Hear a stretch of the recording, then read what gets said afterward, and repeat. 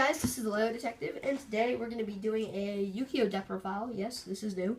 Yu-Gi-Oh! So, first of all, I would like to ask you, do you like my sort of new setup with the playmat in the background? I think that it looks really nice, and there aren't that many, like, layers or whatnot. And I'm using this pretty sweet new lamp. If you want to see how I set this up, here you go. So I basically have my dresser, my lamp, my Pokemon team with my little Lego stand here. So yeah, I got back into Yu-Gi-Oh! After hearing that they were making a second legendary decks for Yugi, Kaiba, and Joey, and it comes with playable God cards, which is something that I've wanted pretty much forever, and it was the whole reason I got the premium gold, and sadly, I got the one that I didn't want, which is Ra, which I didn't really want him, but whatever. And so yeah, I'm going to be doing a deck profile because I got back into Yu-Gi-Oh! And I never did this deck profile. I did want to, and this is on Monarchs, so yeah, let's get into it. So in the new structure decks, we get two new Monarchs.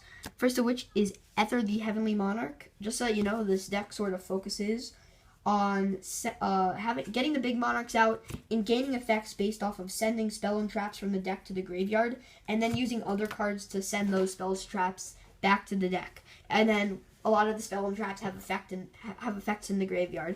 So Ether's effect is you can tribute summon it by tributing a tribute summon monster, which is really helpful sometimes if you have a really unwanted monster. And there is a card in the deck that combos really well. And when you tribute summon it, you can send 2 Monarch spell traps from the deck to the graveyard, and then search your deck for another Monarch.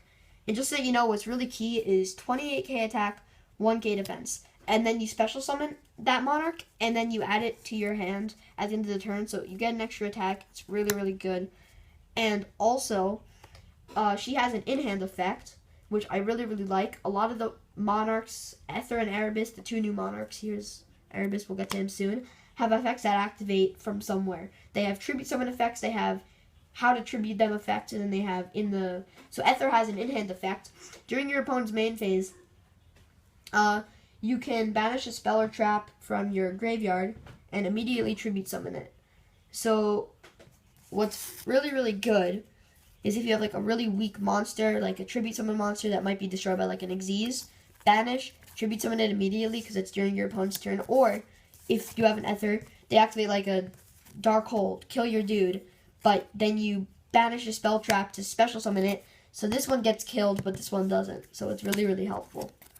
So yeah, that's Ether. Next we have Erebus. Again, like Ether, you can tribute summon this card by tributing a tribute summon monster. And when you tribute summon him, you can send 2 Monarch spell traps from your deck to the grave. And then you shuffle one of your opponent's cards from their field or hand into the deck. So it can kind of remove your opponent's back row. Or it can get rid of any cards in your opponent's hand. Like any cards that like bounce back to their hand that you don't want them to use again. You can shuffle it into the deck. And when he's in the graveyard, you can discard a Monarch spell trap from your hand, and if you do, you can special summon another Monarch from the graveyard. So if you're like 2 Erebus in the graveyard, really late game, discard special and Erebus effect. Like if your opponent has like a really annoying card on the field, like Vanity's Emptiness, and you want to be able to special summon, even though this is a Monarch deck. Like if you're in the mirror match, you can remove that. So it's pretty good. Next we have like new Squire and Vassal cards. So this is Eidos, the Underworld Squire. When he's normal or special summoned, you get an extra tribute summon this turn. So if you have a random monster, then you special normal Eidos, an extra tribute effect, so you can tribute your Ether or Erebus the same turn that you summon this guy if you have another monster. Or if you have Domain, which is a spell trap that reduces your Monarch's level. But a really good card to get first turn Monarchs is Edio the Heavenly Squire. So, wait, I forgot. There's another effect of Eidos, that when he is in the graveyard, you can banish him, and you special summon another monster from your deck with 800 power, 1000 defense, which again is sort of key. So you can special a card such as this, which is Edia. Edia's effect is that when she is normal or special summoned, you can special summon a monster with 8k attack and 800 attack and 1k defense from your deck. So basically you can special First turn, special summon normal Edia, special Eidos. Eidos give you an extra tribute. Tribute for either Ether or Erebus. So it's really, really good. And when she is sent to the graveyard, you can target a banished Monarch spell or trap and add it to your hand. So it's really, really good with another card in the deck, the main spell or trap. Next, we have another sort of vassal card, Squire. It's a vassal, not a Squire. It's Landrobe. So when he's in your hand, you can target a monster your opponent controls, face up, and you can't special summon monsters from the extra deck for the rest of the turn. Special summon him and change that monster to face down defense. So it's really good, especially if they have like really weak defense. I'm pretty sure sort of like Kaiju's maybe. I don't know. I'm pretty sure that Kaiju's have like really weak defense. I don't know. I might be wrong. And when he's tributed, then you can target a monster with 8k attack, 800 attack, 1000 defense, because I'm really talking about Vanguard, so I use like 8,000. In your graveyard, except Landrobe himself, and special summon it. Add it to your hand. So you can, when he's tributed, you can add another Edia to your hand, so like a big combo is like tribute, like Edia, special Landrobe from the deck, and then tribute both for like Ether or Erebus, like maybe next turn or something, like because you don't have, or maybe like normal summon Eidos, use his ability to special summon himself, and then tribute summon him and Eidos, and then special summon your Eidos again, sort of like that, yeah.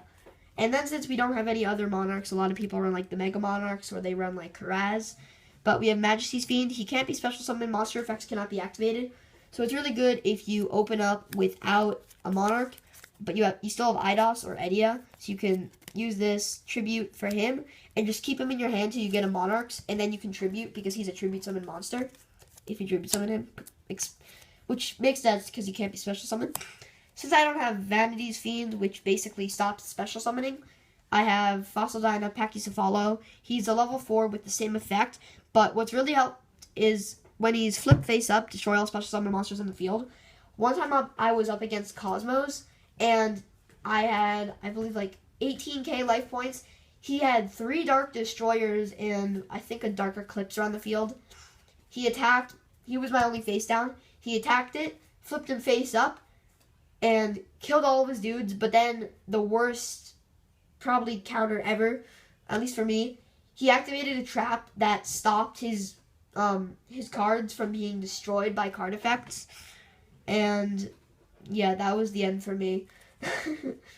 Next we have 2 effect failures, just because they negate effects, and really helpful 1 battle fader, because he specials himself and ends the battle phase. Spells. Pantheism of the Monarchs. Basically a destiny draw. Discard a Monarch spell or trap from your hand and draw 2. So really, really good. It gets even better. When it's in the graveyard, you can banish it and search your deck for 3 Monarch spell or traps. Reveal them to your opponent. Your opponent chooses one of them and adds it to your hand. So it lets you get your other cards, which I'll get to soon. So if you have like 1 Eidos in your hand and you really, really, really want to be able to tribute, but you don't have Edia and you don't have another monster, you really want to be able to tribute to a Monarch on the first turn, Domain, because while you have no cards in your extra deck and you're the only player that has to tribute summon monster, your opponent can't special from the extra deck. But it gets better. If a tribute summon monster you control attacks an opponent's monster, it gains 8k attack. 800 attack, during damage calculation. And once per turn, this is what I was talking about, you can reduce the level of one of your Monarchs with 2,800 attack and 1,000 defense by 2. So basically, these guys become level 6. So you can tribute your Eidoses immediately. And next we have another really helpful card. We have the Monarch Stormforth. This is another solution if you have a Monarch in your hand, your opponent has a monster, and you have an Eidos, but you don't have Domain out. Then you can use this. So once during this turn, if you would tribute a monster, you can tribute one of your opponents instead. So you summon Eidos, your opponent has something, you tribute your opponent's dude and your Eidos for one of your bigger Monarchs. So it's really, really good. And you don't even have to use the reduced level by 2. So if you have this in your hand and you want to use it to kill your opponent's dudes, go for it. Go do it. Next we have the Monarchs. Sorry, March of the Monarchs. Tribute summon monsters you control cannot be targeted by or destroyed by card effects, and you can't special from the extra deck. And of course, you want to get these cards a lot. So we run Tenacity. Tenacity basically lets you reveal a Monarch in your hand, insert your deck for any Monarch spell or trap, and add it to your hand.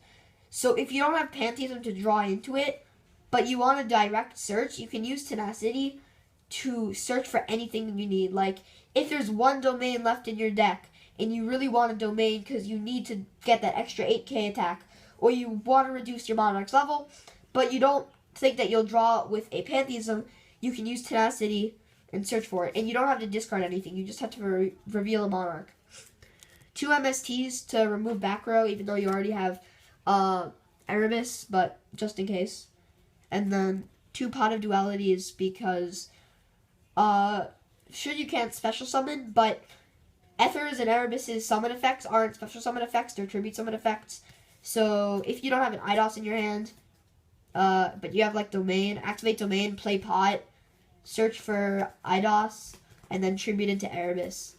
But if you have Ether, you won't be able to use Ether's effect, so tributing into Erebus is probably the best. Regeki for monster removal, just in case if you don't have Stormforts to tribute your monsters, or you have a Stormfort but you can't tribute, or your opponent's just swarming the battlefield with their Pendulum monsters, if they're somehow able to pull that off. And then 1/1 to special your Edias from your deck. So yeah. Now for the traps. So we're sending a lot of cards to the graveyard, so you might be wondering, how do you get them back to the deck? And that is what the Prime Monarch does. So once per turn, you can target 2 Monarch spell traps in the graveyard, return them to the deck, and then draw a card. So that's even really good. And you can banish another Monarch spell or trap, special summon it in defense position with 1k attack and 2400 defense. And then just for good early game removal, Bottomless. And since this is only at 1 Solemn Warning to finish off the traps. So yeah, that's my Monarch deck. I hope that you enjoyed it. I will be coming at you with a God card deck, hopefully, if I can get the Yugi's Legendary decks. And yeah, so I hope that you enjoyed this. And bye.